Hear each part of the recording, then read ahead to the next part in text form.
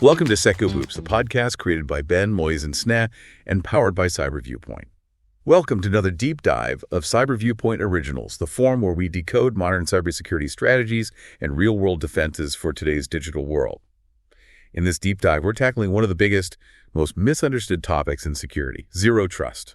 We're going to cut through the hype, moving past the marketing slides, and give you a real-world roadmap for implementation, no matter your organization's size. You know, the digital operating environment today, it's just unrecognizable compared to, say, 20 years ago. We've got cloud services all over the place. Remote work is the norm now. Mobile devices, really complex vendor integrations. Our data and our users, they're literally everywhere. Absolutely everywhere. And this massive shift, well, it means that the traditional castle-and-moat security model, where we spend a fortune on a strong perimeter and then basically trusted everything inside, that's not just obsolete. It's functionally dead. It really is. Modern distributed environments just expose how fragile that whole idea was, relying on a boundary that, frankly, doesn't even contain the things you need to protect anymore. It just doesn't work. It's broken. Completely shattered. And, if you look back at the history of network security, especially those early firewalls, this fundamental flaw, this idea of trust, it was kind of baked in from the very beginning. Okay, let's unpack this. What is zero trust, really? It gets sold a lot as, a product or a suite of tools, but everything we've looked at says it's really a strategic philosophy. So what's that core idea? Why did we decide trust was the enemy? Well, it boils down to this principle. Never trust, always verify. The vulnerability we absolutely had to get rid of was the concept of trust itself. Think about it. Trust is a human emotion, right? Right. We injected it into digital systems, but it's inherently, unmeasurable. And it tends to be binary. You either trust something or you don't. No, but exactly. And historically, network engineers, when they configured those early firewalls, like the old Cisco PWOCs, they literally assigned trust levels. Your internal network might be level 100, the big bad internet level 0. Okay. And the really dangerous part, the default setting was often that traffic could just flow freely, completely automatically from a higher trust level to a lower one, unless you put in a specific rule to stop it. So, okay, an attacker sends a clever spear phishing email, gets past that one perimeter checkpoint, and bam. They land inside in this zone of implicit trust. Precisely. And they just had free reign, basically. Unverified access to move laterally, find the good stuff. That's exactly it. That implicit trust was the critical failure. It let attackers who got that initial foothold just set up shop, establish command and control, poke around, find the valuable data, and sneak it out pretty easily. Zero trust just throws that whole concept out. So no trust anywhere. In a zero trust world, the assumed trust level is always 0. Doesn't matter if you're inside, outside, if you connected 5 minutes ago. It's 0. You have to prove who you are and that you're allowed to do what you're trying to do for every single request, every transaction. Okay, so if we accept that the attack surface, the whole internet, every partner, every random device out there is just massive, way too big to control. Where do we actually focus our limited defense budget, our engineering time? That's the key shift. We stop worrying so much about the infinite attack surface and focus entirely on the protect surface. This is the stuff you can actually control and manage. Right. It's limited to your really critical data, applications, assets, and services. We call it DAYS for short. Think of these as your organization's crown jewels. You absolutely have to know what those are. That definitely reframes the problem. It goes from this overwhelming global defense task to something much more surgical, much more targeted. We're not trying to defend the entire planet anymore. We're just defending the handful of critical things the business absolutely relies on. Precisely. Yeah. And that's how you get buy-in from the business side, from the executives. The whole strategic goal of zero trust is to define that protect surface and then limit the blast radius of any successful attack to just that small defined area. Makes sense. Because if you can't tie your zero trust implementation to measurable business outcomes, things like, reducing the risk of regulatory fines or helping developers move faster or lowering the chance of a major business interruption, then it just looks like another technical expense, just, expense in depth, as some call it. A real strategy has to be measurable.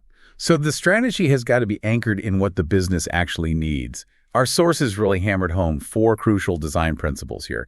It seems like every organization, big or small, needs to kind of internalize these. Yes, absolutely. 4 key things. First, you've got to focus intensely on those business outcomes. You're doing ZT to enable the business, to reduce real risk, not just, buy shiny new boxes. Okay, business first. Second, design from the inside out. You have to start with those critical DS elements, the crown jewels, figure out what they are, then build the security controls around them, moving outwards. Inside out. Got it. Third, figure out exactly who or what needs access to those specific resources. This is pure least privilege principle in action. If something doesn't explicitly need access, it gets nothing. Default deny. Least privilege. Makes sense. And finally, number 4, you must inspect and log all the traffic, and not just the basic stuff like ports and protocols. You need to inspect right up through layer 7, the application layer, where the actual data and commands are flowing. Okay, that gives us the strategic why and the core principles. Now let's get tactical. The how. When an organization decides, okay, we need to do this, they need a clear, repeatable path, right? We found this really useful 5-step methodology that you have to apply for each protect surface you define. Yeah, and it's really crucial to stress that this isn't some, one-time project you do and then you're done. It's iterative. You go through these 5 steps for one protect surface, you learn, you refine, then you pick the next one and do it again. Continuously chipping away at risk over time. Right, it's a journey, not a destination. Okay, let's dive into step 1, defining the protect surface. This feels absolutely foundational. Get this wrong, and everything else is kind of built on sand, right? Yeah. How do we make sure we're finding the real crown jewels? Identification and prioritization are key here. You've got to pinpoint those critical DAS elements. And honestly, the best advice is usually to start small. Don't try and boil the ocean. Protect everything all at once in your first go. Yeah, that sounds overwhelming. It is. Pick a learning protect surface. Maybe it's something that solves an immediate, painful compliance problem you have. Or maybe look at your existing business continuity plans, your BCP, or your business impact assessments, the BIA docs. What systems do they already identify as absolutely mission critical? Good point. Use existing work. Exactly. Maybe it's your core ERP system. Maybe it's just the database holding all your sensitive customer data, your PII. Protecting that one thing first gives you a quick, tangible win and helps build momentum for the next one. Okay, start small, get a win. Yeah. So once we know what we're protecting, step 2 is mapping the transaction flows. You called this the GPS for data, which I think is a fantastic way to visualize it, tracing all the paths. It really is like a GPS. And you know what? This is probably the single most frequently skipped step, and arguably the most critical. Really? Why skipped? Too hard. It can seem daunting, yeah. But you absolutely need to analyze the who, what, where, when, and why of how that protect surface is accessed. You need to get granular, understand every little interaction between all the components involved. So like if the ERP system needs to talk to the finance database. Exactly. And maybe that finance database needs to talk to the identity system to verify something. All those specific communication paths of those flows have to be understood and documented. Okay, that sounds incredibly complex, especially if you've got older systems, legacy stuff kicking around. What's a practical way to even start mapping that? Do you need some huge, expensive discovery tool? Not necessarily, especially not to start. You can begin with simple tools you probably already have. Run packet captures directly on the resource you're trying to protect, or even just use built-in system tools like Netstat. That'll show you exactly what network connections are active right now. So you're just trying to see what's actually talking to what? Yes, you're trying to prove the necessary flows versus just, random noise or old connections that aren't needed anymore. And the critical insight you get from this mapping is this. Any traffic you don't recognize, any flow you can't justify, it should be blocked by default. Ah, okay. This flips the old model on its head. The biggest flaw of the old perimeter way was often allowing all outbound traffic by default. And that's the exact highway malware uses for command and control C2. Right, calling home. Precisely. If you can successfully kill that C2 channel by blocking those unverified, unknown outbound flows, you often stop a ransomware attack dead in its tracks before they can even exfiltrate your data. And the flip side. If you skip this mapping, you risk breaking something vital, right? Something you didn't even realize was connected. Yeah. You had a great anecdote about the Windows 98 polling server. Tell us, it's such a perfect illustration. Oh, yeah, that's a classic. We saw the situation where a sysadmin figured, hey, this old Windows 98 server polling point-of-sale terminals, it's ancient, must be deprecated, let's just turn it off. Makes sense on the surface. But because they skipped the flow mapping step, they had no idea that literally thousands of remote point-of-sale terminals were still hard-coded to query that specific server's IP address for configuration updates. Oh, no. Oh, yes. They decommissioned the server and instantly cash registers and thousands of restaurants just stopped working. total sales outage, catastrophic business interruption, all because they made an assumption instead of mapping and verifying the actual flows first. Wow. Okay, message received. Don't skip step 2. That brings us to step 3, architecting the zero trust environment. This is where we actually build the stuff, the infrastructure, to enforce the philosophy. The microperimeters, right? Exactly. We design the network, or overlay controls on the network, to create these tight microperimeters around each protect surface. This usually means deploying things called policy enforcement points, or PEPs. Often these are implemented as what we call segmentation gateways, or SGs. Segmentation gateways, what's different about them? Well, they're a big leap forward because they don't just look at old school IP addresses and ports. They operate up at layer 7, the application layer. They make decisions based on the user's identity, the specific application they're trying to use, and even the data they're trying to access. It's much more granular. Okay, so how do organizations typically put these PEPs or SGs in place? You mentioned a few different ways, different models, each with pros and cons. Yeah, broadly speaking, there are 3 main deployment models you see. First is the resource-based model. This is kind of the ideal, where you put a PE, like an agent, on every single resource, every server, every database. Granularity. The absolute most granular microsegmentation you can get. But it's often really hard technically or politically. Application owners might push back, legacy operating systems might not support the agent, or just the sheer cost and effort of deploying it everywhere can be prohibitive. Right. Sounds like a dream, maybe not always practical. So what's next? The enclave-based model. That sounds like maybe a more common approach? It is currently probably the most common. In the enclave model, the PEP, the segmentation gateway, sits in front of a logical group of related resources, like maybe your whole ERP system, the web servers, app servers, database sit together in an enclave behind one SG. Okay, so the SG acts like a bouncer for that whole group. Exactly. It's the single point of control for accessing anything inside that enclave. But wait, if the PEP is just in front of the group, haven't we just created like a mini perimeter? What happens if an attacker compromises one machine inside that enclave? Do they get that implicit trust back just within that smaller zone? You hit the nail right on the head. That is the critical challenge and the thing you have to manage with the enclave model. It absolutely creates an implicit trust zone behind the PEP inside the enclave. Okay. Now, it's still a massive improvement over the old wide-open internal network. The blast radius is much smaller, but security teams have to realize they might still need further microsegmentation within the enclave, maybe controlling traffic between the web server and the app server, or the app server and the database. It requires careful policy management inside the boundary, too. Gotcha. And the third model? The third is the cloud-routed model. This is common for things like secure remote access. Your traffic essentially routes through a vendor's cloud proxy service where the policy enforcement happens. It can simplify deployment, especially for remote users, but it does introduce dependencies on that cloud vendor, potential latency, and you're routing traffic outside your own walls. Okay, different trade-offs for each. This architecture naturally leads us right into step 4, which feels like where the rubber really meets the road, creating the actual zero trust policies. You said we're moving way beyond simple allowed deny firewall rules. Oh, completely. Yeah. Policy is really the beating heart of zero trust. These aren't your grandpa's firewall rules. They need to be rich, context-based rules that decide access dynamically, often on a possession basis. Think attribute-based access control, or ABAC. Okay. And to make sure the policy covers all the bases, we use what's called the Kipling method, from Rudyard Kipling, his 6 on a serving men. Who, what, when, where, why, and how. We need to answer all those for every access request. I like that, the Kipling method. So let's break down the components that make these policies so much richer. What defines the who? That's your subject criteria. It defines the entity, human user, service account, maybe even an IoT device that's initiating the request.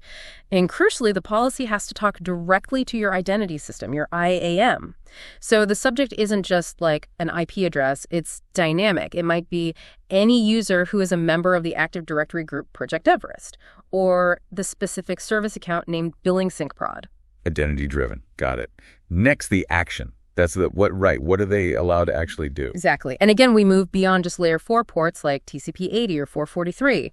The action defines specific activity permitted. This could be really granular layer 7 stuff like read-only access to this specific file share, or maybe render the target application in a secure isolated virtual session, or even allowing only specific API calls on a back-end microservice. Much more precise control. Okay, very specific actions. Then we have the target. That's where they're trying to go. Right. The target is the resource being accessed. It could be static, like a server's host name or a fixed IP address. But the real power, especially in dynamic environments like cloud or DevOps, comes from dynamic targeting. How does that work? You can create policies that say, allow access to any resource tagged with Project Everest. The PP looks up that tag in real time when the request comes in and figures out which specific servers or services currently have that tag. This is revolutionary because security policy can follow the workload based on metadata, the tag, which is much more stable than fragile IP addresses that might change constantly. That sounds incredibly powerful for managing policy in, like, a cloud environment. Yeah. Okay, and the last piece of the condition, you called this the contextual bouncer. This defines the when, why, and how. This feels like where a lot of the ZT intelligence comes in. It absolutely is. Conditions specify the extra circumstances that must be true for access to be granted. This is where you weave in all that rich context, including business context. What kind of context? Oh, things like time of day. Maybe admin access is only allowed during standard business hours. Or, critically, the state of the device making the request, the device posture check. Is the operating system fully patched? Is the corporate antivirus or EDR running and up to date? Is the disk encrypted? So the health of the device matters for access. Immensely. And you can integrate business logic, too. Give me a really concrete, high-value example of using a condition tied to a business process. Okay, think about high-risk administrative access. An IT admin needs root or administrator access to a critical production server. This kind of access absolutely needs to be logged, approved, tracked. Right, super sensitive. So the zero trust policy condition could state, admin-level access to this server group is only permitted if there is a matching verified service desk ticket, which references this specific server asset, and that ticket is currently marked as open in the ITSM system. Oh, wow. If that ticket gets closed or if there's no matching open ticket, access is automatically denied by the ZT system. Even if the admin tries mid-session, if the ticket status changes, boom, access revoked. So the policy engine is literally querying the service desk system. Potentially, yes, via APIs. This guarantees that all privileged access is tied directly to an approved, documented business need. It eliminates that super dangerous practice of just granting standing, always on administrative rights, just in case. That is a phenomenal shift. It moves the control point from just IT saying yes to the business process itself validating the need. Okay, that covers policy. Step 5 brings us full circle. Monitor and maintain. Now, if we did steps 1 through 4 perfectly, why is this continuous monitoring step so vital? Because you have to operate under the assumption that you didn't get everything perfect the first time, or, more likely, that things will change. The threat landscape changes, user behavior changes, applications get updated. You need a continuous feedback loop. Okay. So you must inspect and log all that traffic, again, right up through layer 7. You need to capture not just the basic connection logs, but the full context. Who the user was, the posture of their device when they connected, the specific application actions they took, the policy that allowed it, everything. That sounds like a lot of data, an overwhelming amount of telemetry. How do security teams possibly make sense of all that? The data has to be enriched. Just having logs full of IP addresses is pretty useless in a dynamic, identity-centric ZT world. The log data needs to be tagged automatically with the user identity, the device context, the location, the specific policy rule that triggered. Rich context is everything. And where does that enriched data go? It feeds into your Security Operations Center, the SOC, and your SIEM platform security information and event management. This is where that continuous monitoring and maintenance loop really happens. The SOC analysts are watching this rich, contextualized data for anomalies. So what happens if the SOC does see something weird? Say a user who normally just reads documents suddenly tries to download the entire customer database. How does Zero Trust react dynamically? You can't wait for someone to manually change a firewall rule. Exactly. That's where automation comes in, often through ASER, our platform, security orchestration, automation, and response. If the SOC or the SR system detects seriously anomalous activity like that, it doesn't file a ticket for the network team. What does it do? It triggers the Zero Trust Policy Decision Point, the PDP, the brain of the system directly, probably via an API call. The SR says, hey, this user session looks really risky now. The PDP immediately reevaluates the access criteria for that user or that device based on this new elevated risk profile. And it can take action right away. Instantly. It could revoke access entirely, quarantine the device onto a restricted network segment, force a step-up authentication, maybe just reduce their permissions down to read-only. It's this instantaneous, automated policy adjustment based on real-time risk that's essential for actually controlling that blast radius when something bad happens. That automated response capability feels like a huge part of the value. Okay, we've walked through the whole 5-step roadmap. Now let's maybe zoom in a bit on some of the core technical pillars that make all this possible. Identity seems like the absolute cornerstone. It really is the keystone holding the whole ZT arch together. Zero Trust is fundamentally, inescapably identity-centric. Even if your organization has, a messy history of mergers and acquisitions resulting in multiple different identity directories, you still have to designate your IAM system or systems as the single authoritative source of truth for identity. The ZT platform needs to be able to talk to them, bridge those gaps, and pull that identity context accurately for policy decisions. And the way we do authentication has evolved so much too, right? We're finally moving past just passwords. We have to. That shift to modern authentication is completely non-negotiable for real ZT success. We need to be moving aggressively towards multi-factor authentication, MFA, towards standards like FIDO2 for phishing-resistant auth, protocols like OpenID Connect, OIDC. These provide much more secure, standardized, and auditable ways to verify identity than, say, basic LDIP binds or those easily guessable security questions. Yeah, those questions are terrifying. They are. And you need granular, ideally multi-method MFA. Relying on just one factor, even if it's technically MFA, like just an SMS code, makes you super vulnerable to things like social engineering or SIM jacking or even just session hijacking if an attacker compromises a device that's already logged in. Okay, so strong modern identity is foundational. What about the non-human identities? Service accounts, admin accounts? Those often have the keys to the kingdom, right? They absolutely do. And they're prime targets for attackers because, honestly, they're frequently mismanaged, often given way too broad permissions just in case. Credentials maybe aren't rotated often enough. It's a huge risk area. So how does ZT help there? Is it just policy? Policy is part of it, but this is really where privileged access management PAM solutions become critical. PAM systems handle things like securely vaulting privileged credentials, rotating them automatically, recording privilege sessions.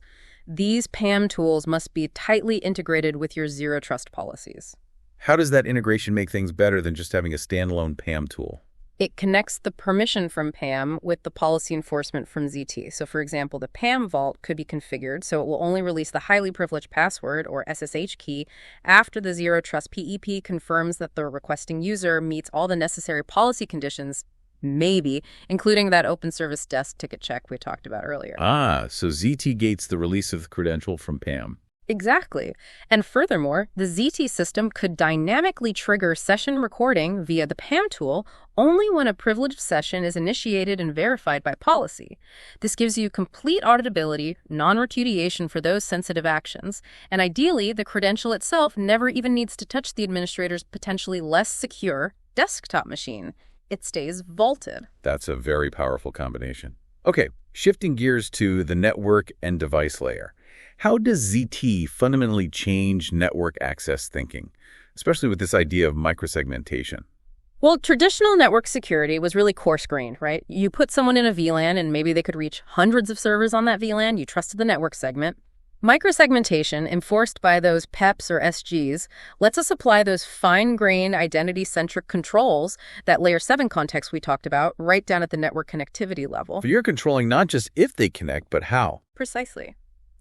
We can restrict access based on the user's confirmed identity, their role, maybe other attributes, and often limit their communication to only one specific application or even just one specific port on one specific target server needed for their task. It shrinks that potential lateral movement path dramatically. And device posture checks play a big role here too, right? Making sure the device connecting is actually healthy before it gets anywhere near the important stuff. Yeah, device posture inspection is a critical condition input for the Zero Trust policy engine. Before granting access, the PEP checks the health status of the connecting device. Is the OS up to date? Is the required security software like endpoint detection and response, EDR running? Is the disk encrypted? And if it fails the check? If the device fails, the policy can react instantly. Maybe deny access outright. Maybe quarantine the user onto a special remediation network where they can only reach the help desk or update servers. It's also a vital mechanism for distinguishing between, say, a corporate-managed laptop versus an employee's personal phone, BYOD, you can apply much stricter policies or grant less access from unmanaged devices. Makes sense. Okay, let's tackle the really tricky frontier. IoT devices, operational technology, OT stuff, in industrial settings. These things often sit on old, flat networks, maybe use insecure protocols like clear text, and you definitely can't install a fancy security agent on them. How on earth does ZT protect those? Yeah, this is a huge headache for traditional security models. Since you usually can't put security software directly on the IoT or OT device itself, Zero Trust has to rely on the architecture specifically, that enclave model we discussed. So you put the PP in front of it. Exactly. You deploy a segmentation gateway, a PP, directly in front of the network segment where these sensitive legacy devices live. This gateway essentially hides the device from the rest of the network. It becomes invisible to anyone who isn't specifically authorized by policy to interact with it. So it cloaks the device. Effectively, yes. And just as importantly, even if the OT device itself is communicating using an old, insecure, clear text protocol internally behind the PP, all the traffic to and from that device across the main network is forced through the PP, which encrypts it. It adds a layer of modern security and encryption, mitigating the risk without having to touch the fragile legacy device itself. That's actually a really clever way to bring modern controls to things you can't easily modernize directly. Okay, so we have the strategy, the 5-step roadmap, the tech pillars. But how does this actually scale? A huge global bank and, say, a 500-person tech startup, they can't possibly implement ZT the same way, can they? No, absolutely not. One size definitely does not fit all here. We generally see two distinct but equally valid approaches depending on the organization's size, culture, and goals. There's the strategic or top-down approach, and the tactical or bottom-up approach. Okay, let's start with the strategic way. That sounds like it's for the big players, the large enterprises. Typically, yes. The strategic approach usually starts right at the top, with C-suite sponsorship, executive buy-in. It focuses on broad, enterprise-wide architectural change, and it's almost always tied directly to major business drivers. Things like enabling global regulatory compliance, or maybe securely integrating two large companies after a merger, or a big digital transformation initiative. So it's driven by big business goals. Absolutely. In a large enterprise, you're not going to get funding for a multi-year zero trust program just because it's cool tech. You have to clearly articulate how it reduces significant enterprise risk or enables key business objectives. And the key to keeping momentum on such a long journey is finding ways to deliver smaller, tactical, incremental wins along the way. Solve an immediate audit finding with a ZT control, for instance. That helps fund and sustain the bigger, longer-term vision. Okay, so strategic for the big guys, driven by business, with tactical wins. What about the tactical approach? This sounds much more achievable maybe for a small or mid-sized business or even a large one just starting out. Exactly. The tactical approach is bottom-up. You don't try to redesign the whole world at once. You start with one specific high-value project or maybe one really immediate, painful problem that you know you can fix relatively quickly and show measurable improvement. And what's a good example of a tactical starting point? Honestly, probably the single best, most common, and highest value starting project is tackling third-party contractor access. Third parties. Why them specifically? Seems niche. It seems niche, but think about the risk. Third-party users, contractors, vendors, partners need access to your sensitive internal resources, but they're connecting from devices you don't own, you can't manage, you can't really vet. It's a huge blind spot. Okay, yeah, that's a big risk. So a tactical ZT project here typically replaces their old, clunky, overly broad VPN access. Instead, you give them access through a ZT solution that enforces strict, granular controls, requires strong MFA every time, performs device posture checks on their unmanaged device before allowing connection, and limits their access only to the specific applications or data they absolutely need based maybe on their project group membership. So it solves a real risk very tightly. Huge security return on investment. It often clears critical audit findings right away. And importantly, it allows the internal security team to get hands-on experience with the ZT platform and policies on a manageable scale before trying to tackle something bigger. It builds confidence and expertise. That makes a lot of sense. Start focused. Solve a real problem. Now let's talk about the big rocks. The major hurdles organizations inevitably hit when they actually try to implement this stuff. First big one, legacy systems. The brownfield environment. Stuff that's too old, too fragile, too critical to easily patch and change. Yeah, legacy is always a challenge. You've got mainframes maybe, old servers running Windows 2003, custom apps where the source code is long gone.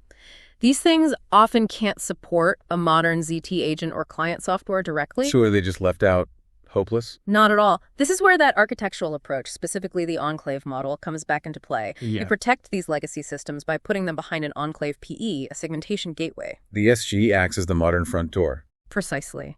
Even though the legacy application itself might be using, say, unencrypted telnet or some ancient authentication method internally, the segmentation gateway sitting in front provides all the necessary modern identity-centric controls. It handles the strong authentication, the possession authorization based on ZT policy, the device posture checks, and it encrypts all the traffic coming to and from the legacy system across the network. It effectively becomes the modernization layer for systems you can't easily touch. So you protect around it, not on it. Clever. Okay, hurdle number 2. And you mentioned this is often the most common starting point for ZT, replacing the traditional VPN.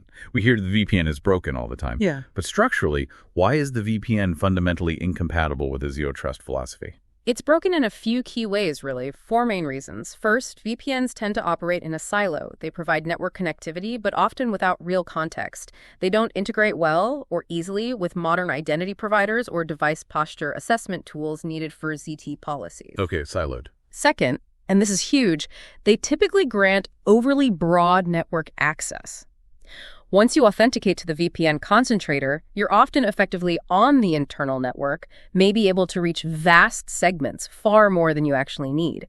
If your VPN-connected device gets compromised, the blast radius can be catastrophic. The whole network, potentially. Exactly. Third, the VPN concentrator itself usually imposes a single, fixed entry point on the network perimeter. It advertises an open port to the entire internet, just sitting there inviting scans, vulnerability exploits, denial of service attacks. It's a very visible, static target. A big target on your back. And fourth, traditional VPNs generally treat all remote access as the same. Once you're in, you're in. They lack the granularity to apply different policies based on who you are, what device you're using, what resource you're trying to reach. Okay, so siloed, too broad, single target, not granular. How does ZT fundamentally fix those problems? ZT solutions approach access completely differently. Instead of one central concentrator, you typically have distributed policy enforcement points, PEPs, spread across the enterprise in data centers, in the cloud, maybe even close to specific applications. This allows for multiple, concurrent, policy-driven entry points for remote identities. Distributed enforcement. Right. And critically, ZT doesn't grant broad network-level access. It grants access only to the specific, defined protect surface resource that the user needs for that specific task during that specific session, and only after verifying identity, device posture, and other policy conditions continuously. It's like a profound shift. It's a massive philosophical shift. We move away from thinking about providing remote network access and instead just provide highly controlled access, period. The location of the user remote or sitting in the office becomes almost irrelevant. They face the same level of scrutiny, the same never trust, always verify policy engine, regardless. Just access. Verified every single time. Okay. Lastly, let's touch on the cultural element, the human layer. Zero trust, with all its verification and policy enforcement, can sometimes sound kind of cold or maybe even distrustful to employees. It can definitely face resistance. How do we manage the necessary culture shift for ZT to actually succeed? That's an absolutely vital point and often overlooked. It is crucial to communicate clearly that zero trust is not about not trusting our people. It's about not trusting the packets and network requests that are associated with our people via their devices and the networks they connect from, which could potentially be compromised without their knowledge. So it's about the packets, not the person. Exactly. And making ZT work requires a significant cultural shift towards shared responsibility and much closer alignment between different teams. Security can't operate in a vacuum anymore. They need to be embedded, empathetic partners with the identity team, with DevOps teams building applications, with the network team, and critically, with the business unit owners whose processes are now directly tied into ZT policies. So security becomes everyone's job, in a way, and security needs to be seen as an enabler, not just the Department of No, making secure behaviors just normal, habitual. That's the goal. Security needs to feel human-sized, integrated into workflows, not a massive burden. Instead of, hour-long boring annual training, focus on small, consistent behavioral nudges. Maybe use techniques like having a mandatory 2-minute security minute at the start of regular team meetings.